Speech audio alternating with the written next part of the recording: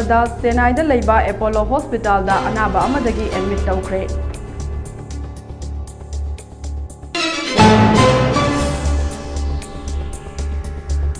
Chahi amagi landa miyoi lising ahumga chatre chiraba matung Israel ga Hezbollah ga ngasi trust deal tawraba yari. Center na Disability Reservation ki damak nauna comprehensive guidelines sing lauthokre.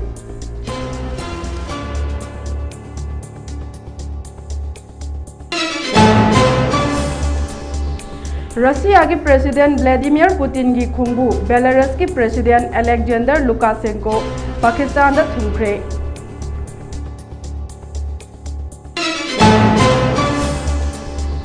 Amadi Bangladesh da nongmada dengue na naba miyoi taramathoi sikhibaga loinana country asida dengue na sihankhiba miyoi punna chamriga yankhai mapan sukre.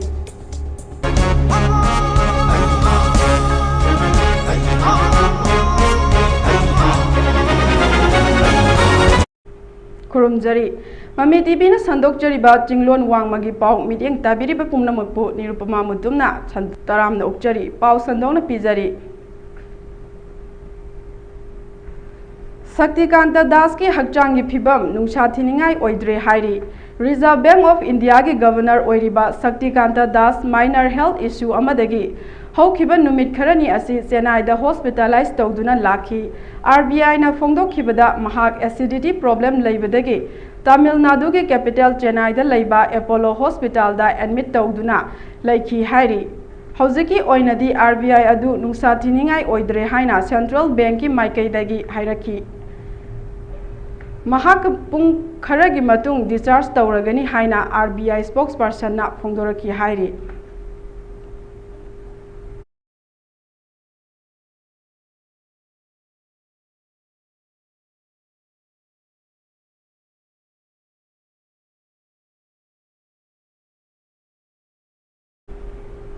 Hawkiba chahidagi Israel amadi Lebanon gi lan asida Hezbollah na Gaza da Hamas amadi Palestine gi mateng logduna Israel na control tawramba territory singda attack chathaki haina hairi amadi Israel cabinet singna laipa kokpa numita Lebanon ga ceasefire deal tawnaba bot pangthokadori.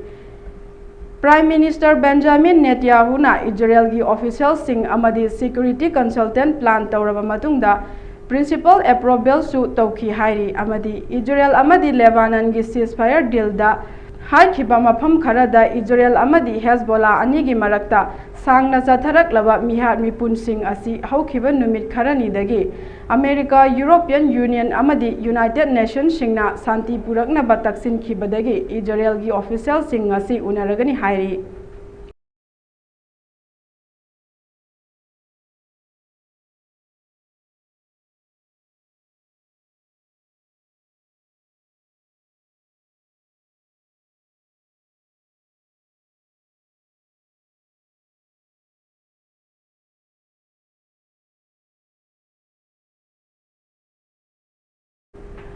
Yamdrabada Chadani Pugi Changda disability oiraba miyoi singidamak post reservation amasung identification streamline tawnabagi comprehensive guidelines sing center na thokre asigumba post sing matam gi masak khangdoknaba amasung makhoibu yengsinabagi committee sing semba yauri guidelines sing aduna karigumba post ama makhoigi damak matik charabadi Matung tarakpada promotional posting dasu person with disability singidamak review tawgani haiki. Guidelines sing asi Rights of Person with Disability RPWD Act 2016 gi paring da sembani.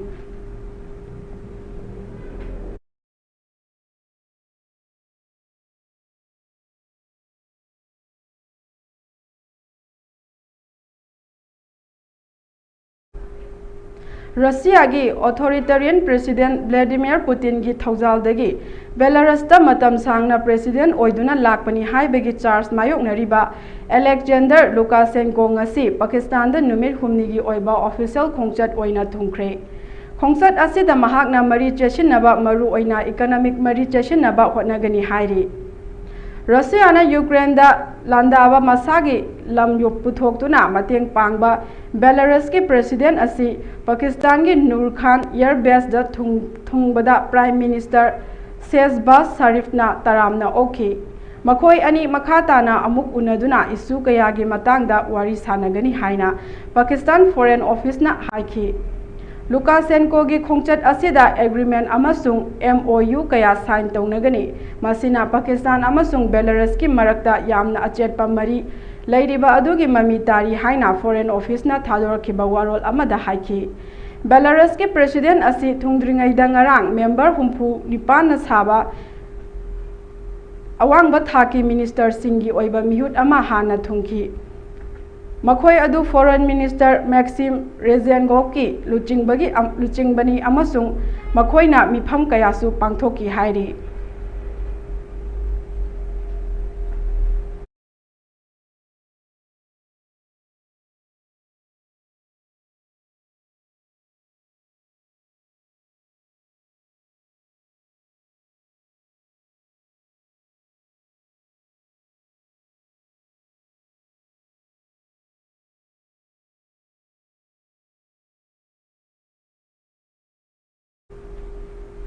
Assam ki Karbi Anglong Autonomous District Council ki Chief Executive Member Tuliram Rahangna Karbi Anglong ki area da ain kaina Manipur da ki changlakhiba kuki singna nongna yum sajinduna khundariba sing athuba matamda lokthokkinaba haina phongdokre ngasi horograta pangthokpa patayan thokpagi thauram amada Tuliram Rahangna Manipur gi irang asina maram oiraga Manipur romdagi Karbi Anglong region da kuki lising ama rom sangsil laktuna Karbi gi chingkhong chingya singda ain kaina lam khopsinduna yum nauna saduna khunda silakpa thengnare ain kaina mafam sing asida lam khopchinduna khunda silakliba kuki singi yum sing athuba matamda eviction tawgadabani Manipur da thokliba kangluki irang asina maram oiraga Karbi Anglong region da paktaknana mitop laisilakpana maram oiraga khudong chadaba kaya mafam aduda thoklakpa yabagi oithokpa lei haiki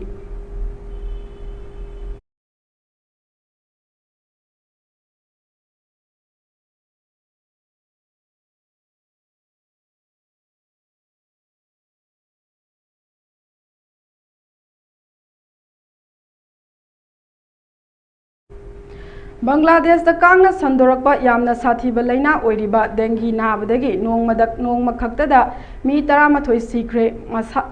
masi tharaga chahi asigi January dagi laina asina hatkhiba migi masing chamriga yankhai mapan yokre haina Director General of Health Services DGH ki pauna hairi pau adugi matung ina haukiba pung kun mari asida confirm tawraba anoba dengi case lakh amaga humpu tara mapan masiga iroinana tha asida lakpa case masing lishing kun mangaga samapan marifu tarani hairi chahi asigi oinadi case masing lishing marifu tara dengi laina gi mi sivagi chang asi November tha asida Chamaga taramari October da chamaga kunthra manga September da marifu taret August tha da kunthra amasung July da taramari oiri Edis kangna sandokpa laina asina Bangladesh da mamang chahi da mi lising amaga chatret ka manga sihanki masi sahi amagi manungda mi khwaidagi yamna sibagi thaudok oiri ing lising ani kunithoi da laina asidagi mi chaniga marifu taramathoi siki haina haiki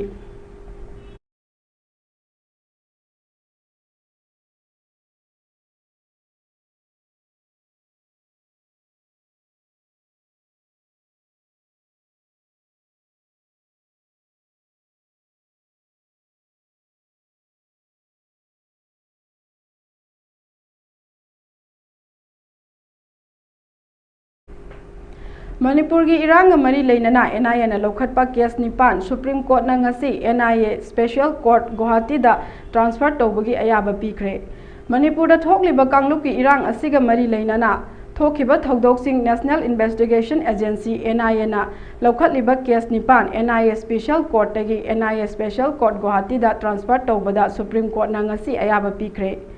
NIA na Manipur gi iranga mari leinana laukhalakhiba kesing ayambana Unlawful Activities Prevention Act 1967 gi makhada Manipur Police na register tawraba case NIA na amuk nauna register tawduna investigation chathaba haukhibani Supreme Court ki Justice JB Pardiwala amasung Justice R Mahadawam gi Division Bench amana ngasi hairiba NIA na pairiba case asi NIA Special Court Guwahati Assam da mapung phana free and fair trial chathaba ngamnaba khongthang amani hairi Maram asina hariba Supreme Court ki Division Bench asina NIA Act lising ani nipan amasung section 406 CRPC 1973 gi under section 13 clause 2 gi makhada Ministry of Home Affairs na transfer tawbinaba prayer tawkhibagi matung ina hearing chatharaba matung NIA gi case nipan NIA Special Court Guwahati Assam da transfer tawbagi ayaba pikhibani Prayer petition asiga mari leinana ngasi court asida chathakhiba hearing da NIA gi ASG Aishwarya Bati amadi transfer tawriba case sing asigi accused Person Singi Council Singna Manipur gi irang asiga mari leinana NIA Special Court Imphal da trial sathaba haibasi khudong chaba khara watli free and fair oiba ngamloi maram asina case nipan asi NIA Special Court Guwahati da transfer tawba chumgani transfer tawbiu haina prayer sing tawrakhibani hairi hairiba court asina tawrakhiba prayer sing asi acknowledge tawkhibaga loinana lising ani kulhumdoi gi August 15 da petition prayer asida Hairap manaba maongda tharakhiba prayer amagi matung ina Central Bureau of Investigation na Manipur gi kota satharamba case 18 Assam da transfer tawkhiba laikhre ngasi sathakhiba hearing aduda respondent khara present tawduna advocate Colin Gonslep na neutrality leinaba case sing Delhi da transfer tawbiyu haiki advocate Siddhartha Borgohen amasung Ahan Them Henry na case sing asi Mizoram Meghalaya da oina transfer tawbana air travel expensive hanta hangani haiki Justice Pardiwala na pikhiba observation da case sing asi centralizing trial tawba tangai phadaba leibana Assam state transfer tawbada mahak saugatli haiki Mahakna makhatana NIA na accused sing asigi safety pigadabani tangai phadrabadi respondent sing video conferencing gi khuthangda hearing sing da yahonnaba hotnagadabani haina directive pikhi hairi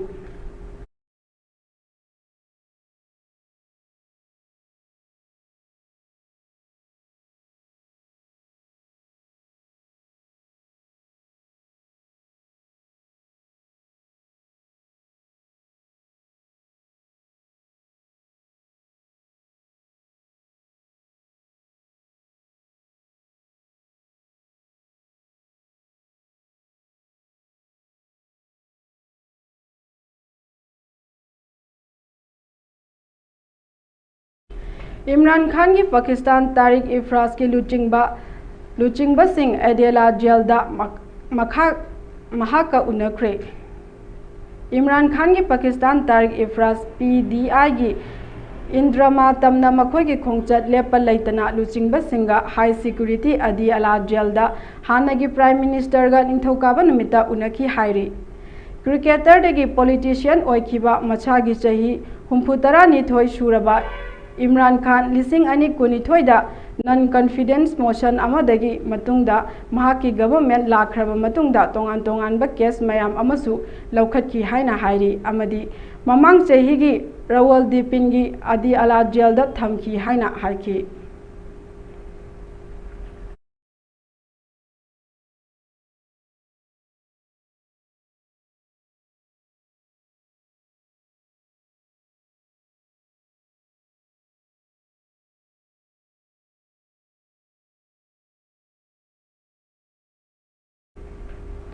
Netanyahu sibagi chairak pigadabani haina Iran gi supreme leader na haikre Israel gi prime minister Benjamin Netanyahu hauzik Gaza da strike da Hamas ki mayokta amasung Lebanon da chathariba lan singda mahakna laurakliba thaudang gi damak sibagi chairak pigadabani haina Iran gi supreme leader na ningthokaba numita phongdokre hairi Iran gi paramilitary revolutionary guard gi voluntary M oiriba बासिस की members की थौरम अमदा वा ngankhibada अयोतलागी खामेनैना वाफम असी फोंदोरखिबनी हाइरी अमदी नेत्याहु अमसुंग लेंगाक असिगी criminal लीडरसिंग सीबगी चैराक पीबा ताई हाइना खामेनैना हाइखी हाइना ईरानगी state news agency IRNA ना फोंदोरखि हाइरी हेगादा लैबा international criminal court ना असिगुंबा सीबगी चैराक असी पीदे हाइनासु फोंदोरखि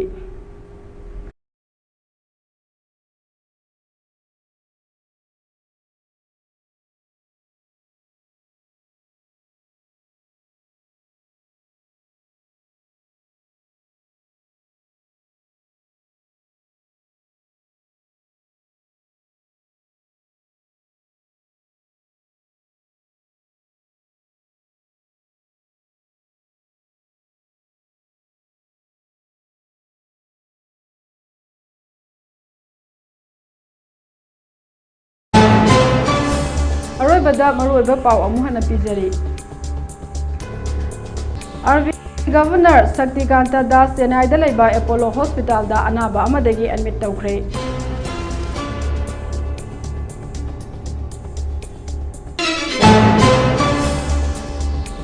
चही अमगे लांदा मियोय लिसिंग अहुंगा चात्रे छिरबा मतुंग इजराइल गा हेजबोलागा ngasi ट्रस्ट डील तौनबा यारी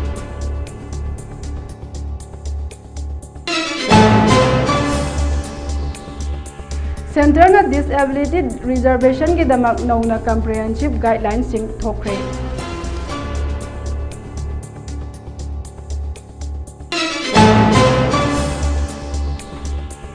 रशिया की प्रेसिडेंट व्लादिमीर पुतिन की खोंबू बेलारूस की प्रेसिडेंट अलेक्जेंडर लुकाशेंको पाकिस्तान दा थोंखरे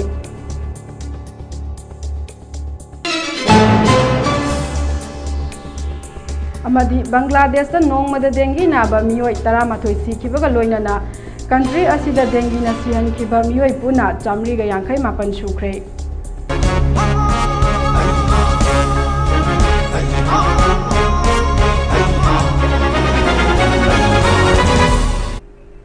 हौजिकी ओइना मामी टीवी ना संदोकचबा चिंगलोन वांगमगी मपाव संदोकचबा लोइसिनजरे मीटिंग ताबिरिबसिंगबु अमुका हन्ना खुरुमजरी।